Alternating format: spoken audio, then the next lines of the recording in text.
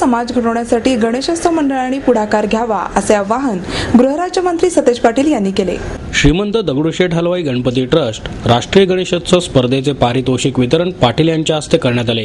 ट्रस्टचे अध्यक्ष अशोक गोडसे, पोलीस आयुक्त गुलाबराव पोळ, आमदार मोहन जोशी, बापू पाठारे, उल्हास पवार, तात्या थोरात, नगरसेविका कमल व्यवहारे, सोनंदा गडाळे, माणिकराव चव्हाण, नगरसेवक हेमंत रासने, आप्पा सूर्यवंशी, राहुल चव्हाण आदी यावेळी उपस्थित होते। पाटील म्हणाले, प्रायोगिक तत्वावर औरंगाबाद शहरात तंटामुक्त मोहीम राबवण्यात येत आहे। ही मोहीम यशस्वी झाल्यास राज्यातील सर्वच शहरात ही मोहीम राबवून संयमयुक्त समाज घडवण्याचा प्रयत्न करण्याची आवश्यकता असल्याचेही पाटील यांनी नमूद केले।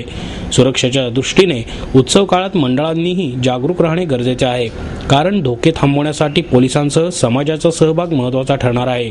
तसेच समाजास घातक ठरणाऱ्या विचारसरणी पुढे येऊ नयेत म्हणून प्रयत्न करणे गरजेचे असल्याचेही पाटील यांनी सांगितले। समाजात व्यसनांचे प्रमाण वाढत चालले आहे, परिणामी कॅन्सरच्या रुग्णांमध्ये लक्षणीय वाढ झाली आहे।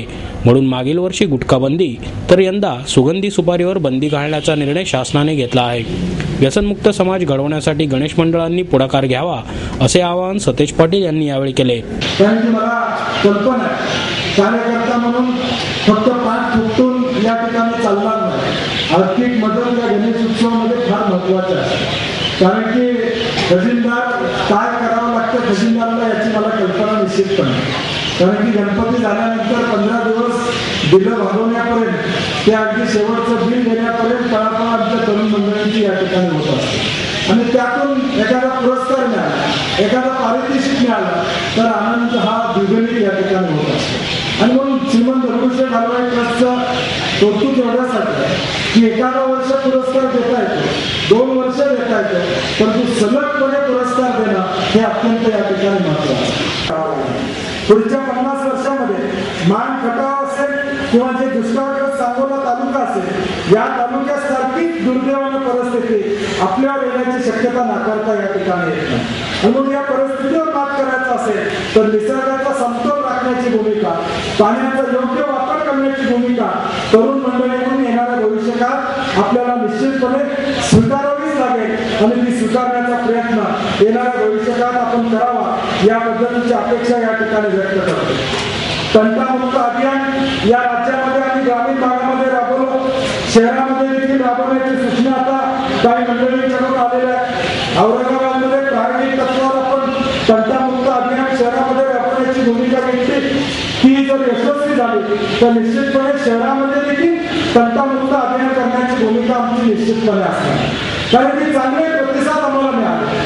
ग्रामीण भागामध्ये तंटामुक्तीच्या माध्यमातून अनेक तंटे, अनेक वर्षाचे वाद, जमिनीचे वाद असतील, भाऊबंदीचे असतील, रस्त्याचे असतील, अतिक्रमणाचे असतील, हे वाद मिटवण्याची भूमिका आम्ही या ठिकाणी स्वीकारली। आज शहरामध्ये देखील ती गरज आहे, कारण की एकूण परिस्थिती बघितल्यानंतर कुठेतरी संयम चुकत चाललेला आहे काय अशी दुर्दैवाने परिस्थिती समाजामध्ये या ठिकाणी निर्माण झाली। आणि म्हणून होणारे प्रसंग पाहिल्यानंतर संयमयुक्त समाज येणाऱ्या भविष्यकाळात निर्माण करणं हे देखील आव्हान आमच्या समोर या ठिकाणी निश्चित असणार। पुणे सुरक्षेच्या दृष्टीनं अनेक अडचणीला या ठिकाणी आम्ही सामोरं जात आहोत। गणेश उत्सव मंडळ म्हणून आपली जबाबदारी आम्ही या ठिकाणी आपल्यावर टाकत आहोत। या गणेश उत्सव काळामध्ये सुरक्षा व्यवस्था चोख ठेवण्याची भूमिका आमची असणारच आहे, परंतु आपला देखील सिंहाचा वाटा यामध्ये अपेक्षित या ठिकाणी असतो। आपले डोळे, आपले काम हे पोलिसांसाठी उघडे ठेवण्याची भूमिका गणेश उत्सव मंडळाने देखील या ठिकाणी स्वीकारली पाहिजे। आम्ही आमच्या परीनं प्रयत्न करणारच आहोत, आम्ही आमच्या परीनं योग्य त्या उपाययोजना टाकण्याची भूमिका ठेवणारच आहोत, परंतु होणाऱ्या घटना आणि भविष्यकाळातले आव्हानं रोखण्यासाठी जनता म्हणून आपला देखील सहभाग आम्हाला अपेक्षित आहे। प्रथम पुरस्कार बुधवार पेठेतील साईनाथ तरुण मंडळास प्रदान करण्यात आला, तर द्वितीय पुरस्कार धनकवडी येथील आदर्श मित्र मंडळास प्रदान करण्यात आला। तृतीय पुरस्कार हिंद तरुण मंडळ कॅम्प आणि विनायक नवयुग मित्र मंडळ भंडारकर रस्ता यांना विभागून देण्यात आला। चौथ्या क्रमांकाचा पुरस्कार साखळी पीर तालीम राष्ट्रीय मारुती मंदिर मंडळात देण्यात आला, तर 5व्या क्रमांकाचे पारितोषिक अखिल गणेश बाग मित्र मंडळास देण्यात आले। अनुक्रमे 51,000, 45,000, 40,000, 35 आणि 30,000 रुपये, सन्मान चिन्ह आणि सन्मानपत्र असे या पारितोषिकांचे स्वरूप होते।